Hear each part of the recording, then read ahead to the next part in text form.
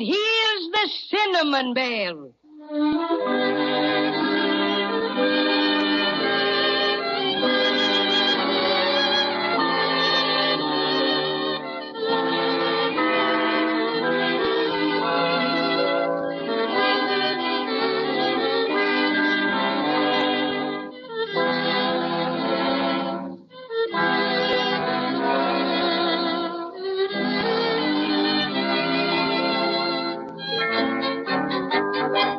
The most magical and enormous flying hat landed Judy and Jimmy and their friends in a wonderful land of ice and snow.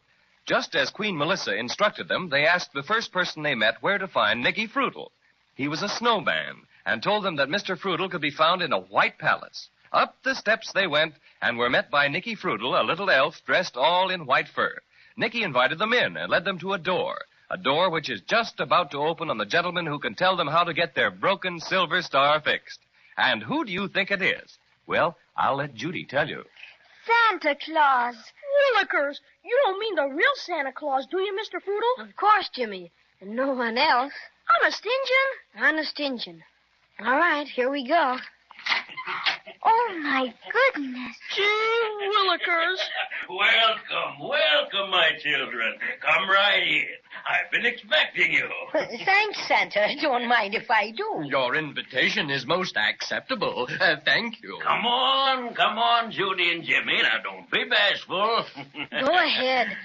I guess maybe I'm silly, but it's kind of exciting to meet the really, truly Santa Claus. Yes. You see, we never thought we would, and, well, it's kind of like shaking hands with the president or something. Well, don't you feel that way now? Don't you know that I love children better than anything in the world? I guess so, Now, but... come on and sit up on my lap while I finish reading a few letters, Thank you, Santa Claus. There.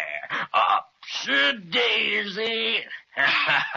Comfy? Oh, yes, thank you, Santa Claus. Now, Jimmy, suppose you sit on the arm of my big chair. How about it? Okay, Santa Claus. You know, this is quite a treat for me. The most I ever get to see of children is when they're sound asleep. Don't they ever see you? Oh, no. If they're awake, they can't see me at all.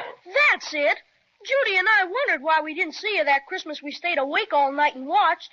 But our presents were there Christmas morning just the same. I remember that time. I fooled you youngsters, didn't I? Now, by the way, I got your letters this year, too. You did? Gee, that's swell. And I hope you'll be quite satisfied. Now, let's see about your silver star. Did Melissa tell you what happened to us? Oh, yes, indeed. How did she talk to you, Santa Claus? By short wave. Radio is my hobby when I have time to spare. Now, will you put the star on my desk so I can look it over? You bet. There it is. My. Certainly is smashed, isn't it? But that can be fixed. Oh, yes, easily fixed. Can you fix it in time for Christmas? Of course, you understand how important it is for us to have it by then. Ho. Indeed I do. I'm not going to fix it myself. No, that's a little out of my line. But I will take you personally to a man who specializes in that sort of work. Oh, Nicky. Yes, Santa? Have my sleigh and reindeer ordered, will you please? And, oh, yes, have a couple of fur suits sent up for Judy and Jimmy. It's pretty cold out. How about Crazy Quilt and me? What? Oh, you were so quiet, Patio Cinnamon, that I almost forgot about you. Well, you're pretty well fixed by nature for the cold country. But I don't know about the Crazy Quilt Dragon. Why not, Santa Claus? Well, you look as if you were just a bit the worse for wear. Let's see. A number of seams ripped and... Oh, quite a tear over there. Oh, yes. I did that when I tobogganed down to your palace. Oh, gracious. Well, I think a bit of tailoring wouldn't be amiss. Oh, Nicky, call the tailoring establishment and arrange for a complete overhaul for the Crazy Quilt Dragon. Oh, thank you, Santa Claus. I'm not too vain, I hope, but I don't feel my sartorial best when I've got so many rips and tears. Is that all, Santa Claus? Yes, I think so. All right. Send up 2 fur suits to Santa Claus's office immediately. And, what size? He wants to know what size, Judy. I don't know. I guess about like yours. Size 9 3/4. 9 3/4, okay. Have the sleigh and reindeer out in front of the palace. Sleigh and reindeer, okay. And tell the tailor shop to expect one crazy quilt dragon for a complete overhaul. Complete overhaul for Dragon, right. All right, now, come along, Judy and Jimmy and Cinnamon Bear, and follow me. Nicky Frutal will show you where to go, Crazy Quill. Oh, thanks ever so much, Santa. Complete overhaul, eh? Not bad. This way, Crazy Quilt. Well, goodbye, all. When I see you next, I promise a complete revelation. Now, just a second while I button up my coat. Here are the fur suits, Santa. The service is extra good today. Oh, fine. Now, help yourself, children. You need any assistance with the fastenings? No, thank you. Gee willikers, we look almost like Cinnamon Bear. Well, all set. Oh, it's pretty chilly out. Well, we don't mind it now. I don't see the snowman. Well, I expect he's gone to lunch. Oh, look, Judy. Here come the reindeer. Oh, my goodness. Gee, they're swell. Would you let me hold the reins a while, Santa? Oh, I'm afraid not, Jimmy. You know, these reindeer are funny. They won't obey anybody but me. You see, they're my own special private reindeer. And this is the sleigh in which I make my yearly visit to the world. All right, everybody. Here we go. Hi, Donner and Blitzen. My goodness. Can you get everything into this one sleigh, Santa? Well, not as much as I used to. I have to tie on a couple of trailers now. Oh, see that building over there? Sure. What is it? That's the candy factory. Oh, it's a good thing the candy pirates don't come up here. Oh, we take care of them all right. Now, over there is the doll factory, Judy. And that one back there is the mechanical factory. What are you making there, Santa? Oh, toy trucks, engines, bicycles, electric trains, all sorts of things. You know, I have a crew of specially trained brownies and elves in each of these factories, and they're busy all the year round. Do you ever have anything made in the big palace where you live? Oh, a few special things, but that's where the toys are stored when they're finished. And every day there's an inspection in the grand hall. Oh, maybe you'd like to see one of the inspections after your star's fixed. How about it? You bet.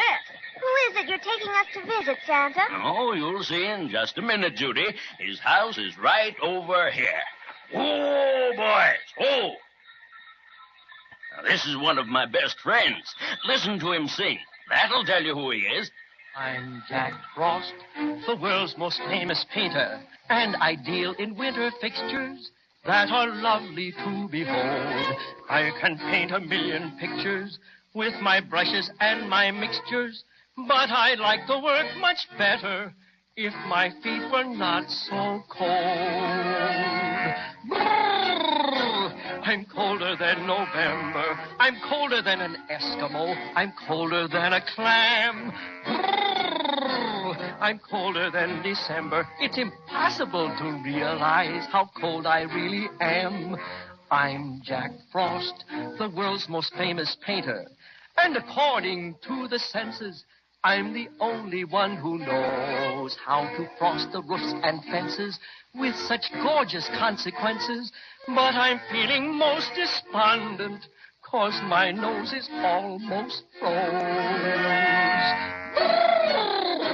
I'm really rather chilly. I'm colder than 100 polar bears have ever felt.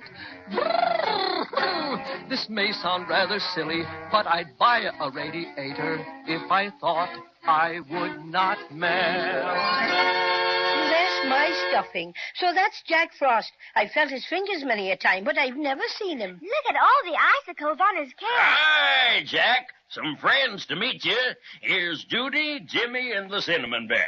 How do you do? Come in, won't you? Thanks, Mr. Jack Frost. I'm glad you dropped in. I'm on my vacation now. Nothing for me to do out into the world after the snow comes. Jack, my little friends, Judy and Jimmy, have had a bit of trouble with a silver star which belongs on top of their Christmas tree. Yes? It's been badly smashed and needs fixing. Show it to him, Jimmy. Here it is, Mr. Frost. Oh, that'll be easy. I'm extra good at stars.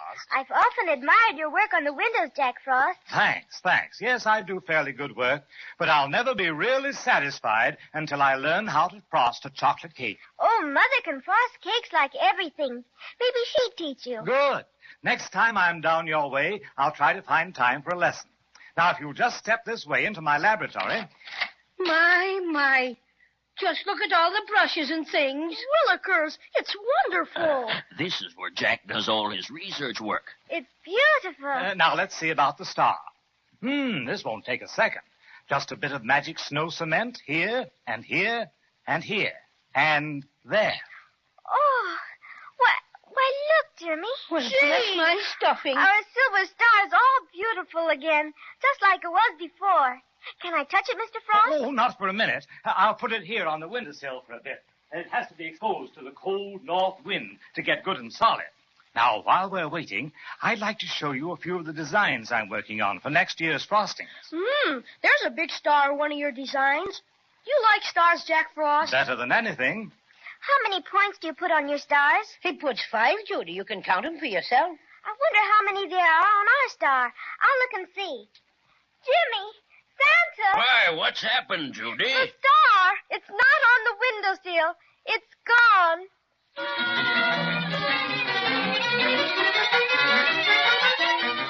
Well, if it isn't one thing, it's 2 others. I was positive Judy and Jimmy had the star for keeps this time, but that's where I was mistaken. One thing is certain, however, if they don't get it mighty soon, it'll never be on top of their Christmas tree by December 25th. Let's be sure to listen next time and see what's happened.